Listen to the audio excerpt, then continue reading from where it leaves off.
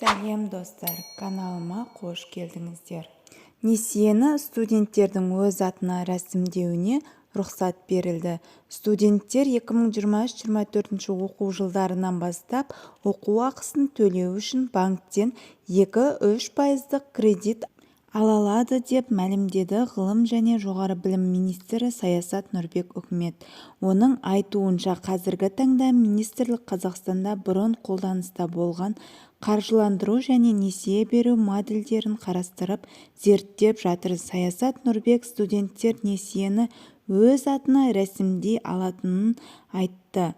Несиені екінші деңгейлі банктер береді. Көрсетілген шаралар жоғары білімді неғұрлым қол жетімді етеді. Сондай-ақ қоғамда әріптестік пен өзара жауапкершілік идеологиясын нығайтады, деді Қасым-Жомарт Тоқаев. Каналыма жазылып, лайк басып қолдап қойыңыздар.